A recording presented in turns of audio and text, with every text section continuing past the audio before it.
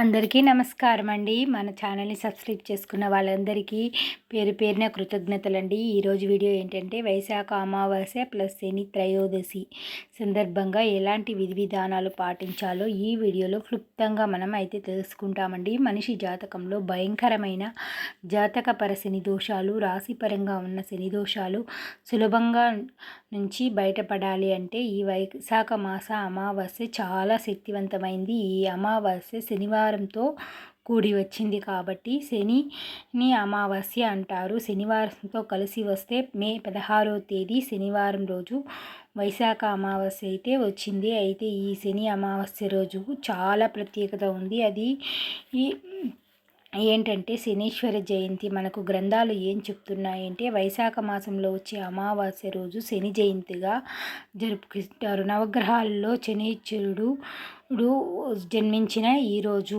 విష్ణుమూర్తికి ఎంతో ఇష్టమైన ఈ వైశాఖ మాసంలో ఆ శనివారం శని జయంతి అయితే కలిసి వచ్చింది. కాబట్టి ఈరోజు ఎంతో విశేషమైంది. సంవత్సరంలో ఏ రోజుకు లేని అద్భుతమైన ప్రాధాన్యత అయితే ఈ మే 16వ తేదీ శనివారంకి అయితే ఉంది. ఆ రోజు అందరూ కూడా నువ్వుల నూనె తలంటి తలస్నానం చేయాలి. శని రాశి పరంగా కానీ జాతక పరంగా కానీ ఇబ్బందులు ఎదుర్కొంటున్న వాళ్ళు ఏలినాటి అష్టమ శని, అర్ధాష్టమ శని, కంటక శని, వ్యయ శని, గోచార పరంగా శని బాధలు ఎదుర్కొంటున్న వాళ్ళు ఈ పరిహారాలైతే తప్పకుండా పాటించాలి. ఉదయమే నువ్వుల నూనెతో తలస్నానం చేసి నవగ్రహాలయానికి వెళ్ళి నవగ్రహాలకు శనిదేవునికి నవగ్రహాల్లో శనిదేవుడికి నువ్వుల నూనెతో అభిషేకం అయితే చేయాలి. ఈరోజు నువ్వుల నూనెతో శనివారం కలిసి వచ్చింది కాబట్టి అభిషేకం చేస్తే శని దోషాలు అనేవి ఖచ్చితంగా తొలగిపోతాయి. మీకు నువ్వుల నూనె అందుబాటులో లేకపోతే ఆవ నూనెతో అయినా అభిషేకం చేయొచ్చు, లేకపోతే కొబ్బరి నీళ్ళతో అయినా అభిషేకం అయితే చేసుకోవచ్చు. నువ్వుల నూనెతో అభిషేకం చేస్తే దీర్ఘకాల అనారోగ్య సమస్యలన్నీ తొలగిపోతాయి. కొబ్బరి నీళ్ళతో అభిషేకం చేస్తే ధనపరంగా ఇబ్బందులన్నీ తొలగిపోతాయి. ఆవ నూనెతో అభిషేకం చేస్తే మనకున్న సమస్యలు అన్నీ పటాపంచలైపోతాయి. ఇప్పుడైతే మనం గుడికి వెళ్ళేటప్పుడు ముందుగానే నీలిరంగు పుష్పాలంటే శనిదేవుడికి ఎంతో ప్రీతికరమండి. నీలిరంగు పుష్పాలైన శంకు పుష్పాలను తీసుకెళ్ళి శని పాదాల దగ్గర ఉంచి నమస్కరించుకోవాలి. శనిదేవుడికి జమ్మి చెట్టు అంటే చాలా ఇష్టం. రాళ్ళ ఉప్పు అంటే కూడా చాలా ప్రీతి.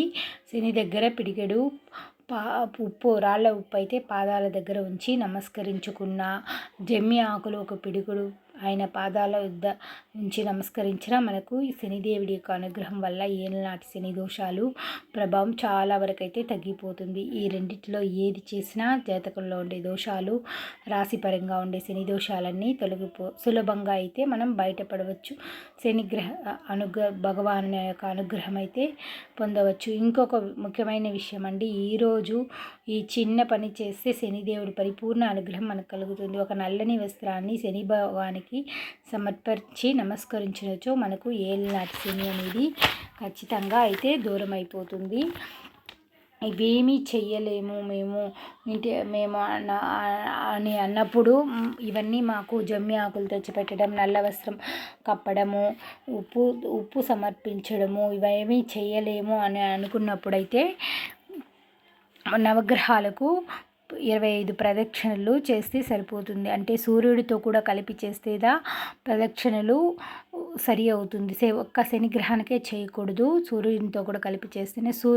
శనిదేవుడు మన జీవితంలో 19 సంవత్సరాలు మనకు శని యొక్క భాగాన్ని అయితే ఇస్తాడంట. కాబట్టి శనిదేవుడికి 19, సూర్యుడికి 6, మొత్తం 25 ప్రదక్షిణలు అయితే ఈరోజు శనిదేవుడికి చేసిన మనకున్న శని దోషాలన్నీ తొలగిపోతాయి. ఓం శం శనీశ్వరాయ నమః అని మంత్రం జపిస్తూ శని భగవానుడికి ప్రదక్షిణలు అయితే చేయాలి. ఈ శని అమావాస్య రోజు శనిహోర అంటారు కదండి, ఆ టైంలో 6 నుంచి 7 మధ్య, మధ్యాహ్నం 1 నుంచి 2 గంటల లోపల, రాత్రి ఎనిమిది నుంచి 9 గంటల లోపల ఈ శనిహోరాలో ఎవరికైనా బ్రాహ్మణులకి 1 కేజీ నల్ల నువ్వులు మూట కట్టి దానం ఇచ్చినా కూడా శనిదోషం సంపూర్ణంగా అయితే తొలగిపోతుంది. శనిదోషం పోవాలి అంటే ఈరోజు రావి చెట్టుకు ప్రదక్షిణ చేయాలి. రావి చెట్టుకు నువ్వులు కలిపిన పాలు పోసిన మనకు ఏలినాటి శని అనేది తొలగిపోతుంది. ఈ శనిదేవుడి యొక్క అనుగ్రహం వల్ల మనం అన్ని పనుల్లో విజయాన్ని అయితే సాధించగలుగుతాము. ఇవన్నీ పాటించి శనిదేవుని యొక్క అనుగ్రహం పొందాలని, ఈ శని జయంతి మనకు కలిసి వచ్చింది. ఏ రోజు ఈ అంత అదృష్టం కలిసి రాని ఈరోజు వైశాఖ అమావాస్య శనివారం అయితే మనకైతే కలిసి వచ్చిందండి. ఈరోజు అందరూ ఈ చిన్న చిన్న పరిహారాలు చేసుకొని, అదేవిధంగా ఈరోజు నల్ల నువ్వులు బెల్లం కలిపి ఉండలు చేసి గోమాతకు తినిపించినా కూడా శనిదేవుని యొక్క అనుగ్రహం కలుగుతుంది. మనకు ఆగిపోయిన పనులన్నీ అయితే పూర్తవుతాయి. ఈ చిట్కా ప్రతి శనివారం పాటించినా మనం ఆగిపోయిన గృహం మళ్ళీ ముందుకు కావాలన్నా ఈ చిన్న చిట్కానైతే పాటించండి. ఈ వీడియో నచ్చిందంటే ఒక లైక్ చేయండి, సబ్స్క్రైబ్ చేసుకోండి. Thank you for watching.